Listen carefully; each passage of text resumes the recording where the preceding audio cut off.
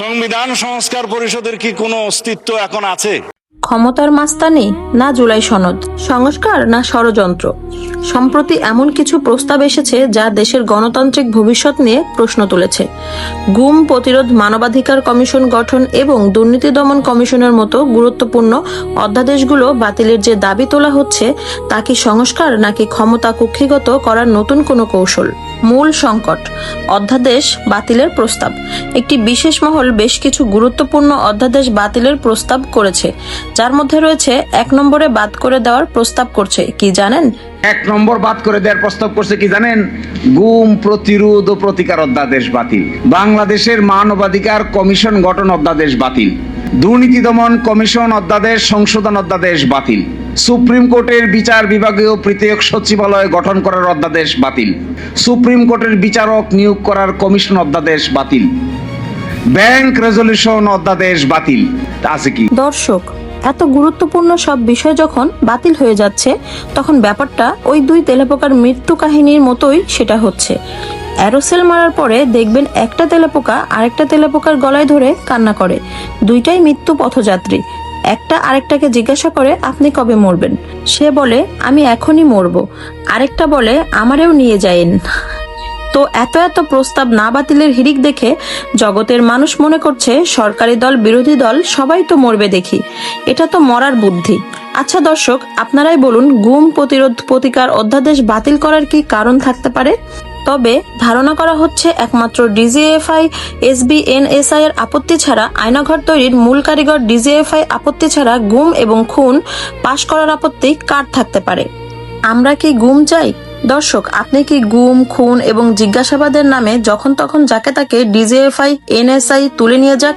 আপনার সন্তান, আপনার স্বামী, অথবা আপনার বাবা, অথবা আপনার ভাই, অথবা আপনার বোন, অথবা আপনার মা সেই স্বৈরাচারী হাসিনার দুধবাসনে যারা দিনে দুপুরে ও রাতের অন্ধকারে গায়েব হয়ে যেত, বছরের পর বছর যাদের কোনো খোঁজই পাওয়া যেত না, এবং সেই আয়নাঘরের লোমহর্ষক দুঃশাসন আপনি কি আবারও চান? অবশ্যই কমেন্টে আপনার মতামত জানাবেন। আমার তো মনে হয় না আপনারা কেউই গুমের পক্ষে।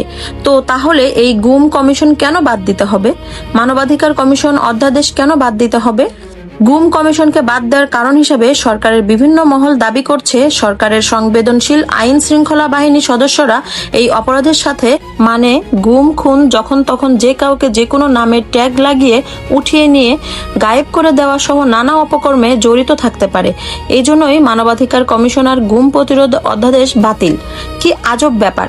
গুম তো আইন শৃঙ্খলা বাহিনীর লোকেরাই করে। গুম যদি আইন শৃঙ্খলা বাহিনীর লোকেরা করে, তার তদন্ত হতে হবে না? তার বিচার হতে হবে না? তাহলে কি বর্তমান সরকার নিজেরাই ফ্যাসিস্ট শেখ হাসিনার মতোই হয়ে উঠতে চাচ্ছে, যার কারণে তারা গুম কমিশন ও মানবাধিকার কমিশন অধ্যাদেশ বাতিলের মাধ্যমে আবারও সেই বিরোধী মতকে দমন ও নির্মূলের হাতিয়ার হিসেবে রাষ্ট্রীয় বাহিনীকে কাজে লাগাবে? আরেকটা ইন্টারেস্টিং বিষয় কি জানেন? সরকারের পক্ষ থেকে মানবাধিকার কমিশন বাদ দিয়ে দেওয়ার আরেকটি কারণ দেখাচ্ছে, যেহেতু মানবাধিকার কমিশন সরকারের কোনো মন্ত্রণালয়ের অধীন নয়, তাই মানবাধিকার কমিশন অধ্যাদেশ বাদ। কি আজব ব্যাপার! আচ্ছা, মানবাধিকার কমিশন কি সরকারের মন্ত্রণালয়ের অধীন থাকার কথা? মানবাধিকার কমিশন তো স্বাধীনই থাকবে, তাই তারা যে কোনো তদন্ত করবে স্বাধীনভাবে।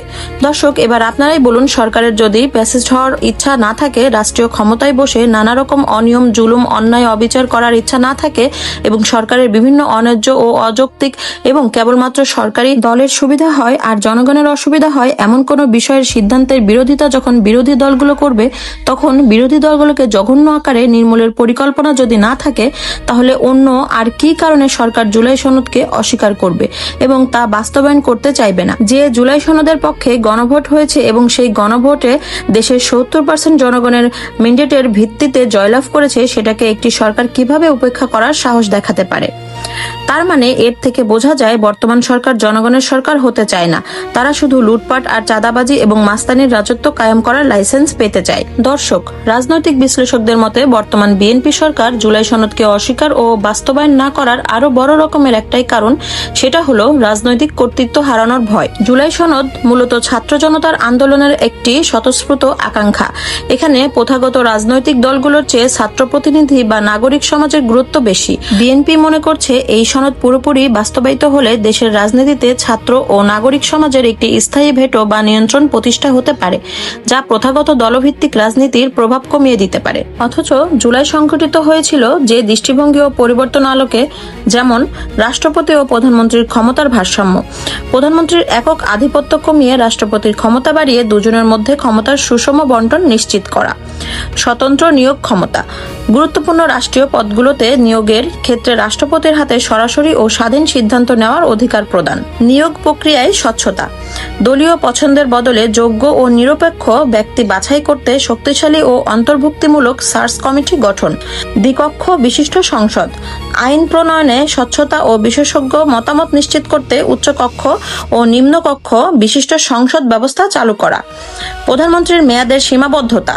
স্বৈরতন্ত্র রোধে একজন ব্যক্তির প্রধানমন্ত্রী হিসেবে দায়িত্ব পালনের সময়সীমা সর্বোচ্চ 2 মেয়াদে নির্দিষ্ট করা, বিচার বিভাগের স্বাধীনতা ও নিয়ন্ত্রণ, বিচারকদের নিয়োগ ও বদলি সহ সকল প্রশাসনিক নিয়ন্ত্রণ নির্বাহী বিভাগ থেকে সরিয়ে সুপ্রিম কোর্টের হাতে ন্যস্ত করা, সংসদীয় কমিটির ক্ষমতা বৃদ্ধি, মন্ত্রণালয়ের কাজে স্বচ্ছতা ও জবাবদিহিতা নিশ্চিত করতে সংসদীয় কমিটিগুলোকে কঠোর তদারকির ক্ষমতা দেওয়া, বিরোধী দল থেকে ডেপুটি স্পিকার, সংসদ পরিচালনায় নিরপেক্ষতা আনতে এবং বিরোধী দলের কণ্ঠস্বর জোরালো করতে ডেপুটি স্পিকার পদটি বিরোধীদের জন্য বরাদ্দ রাখা, নির্বাচন কমিশন ও অন্যান্য সাংবিধানিক প্রতিষ্ঠান গঠনে সরকারি দলের একক প্রভাব কমাতে বিরোধী দলের প্রতিনিধিদের সমন্বয়ে গঠিত সার্চ কমিটির মাধ্যমে নিয়োগ। মূল কথা, জুলাই সনদের মূল দর্শন হলো ব্যক্তির চেয়ে দল বড়, দলের চেয়ে রাষ্ট্র বড়, অর্থাৎ শাসন ব্যবস্থায় এমন একটি কাঠামো তৈরি করা সেখানে কোনো এক পক্ষ চাইলেও ক্ষমতার অপব্যবহার করতে পারবে না। দর্শক, আমরা যদি জুলাই অভ্যুত্থানের পরবর্তী সময়ে দাঁড়িয়েও আমূল সংস্কার নিশ্চিত করতে না পারি, তবে ইতিহাসের পুনরাবৃত্তি ঘটবে। ক্ষমতা যদি আবারও এক ব্যক্তির হাতে সীমাবদ্ধ থাকে, তবে কোনোভাবেই সুশাসন সম্ভব নয়। জুলাই জাতীয় সনদের বাস্তবায়নই হতে পারে আমাদের আগামী দিনের মুক্তির পথ। আমাদের বিশ্লেষণ নিয়ে আপনার মূল্যবান মতামত কমেন্টে জানাবেন এবং পরবর্তী আপডেট পেতে এই ভিডিওটিতে লাইক দিন এবং চ্যানেলটি সাবস্ক্রাইব করে রাখুন। আল্লাহ হাফেজ।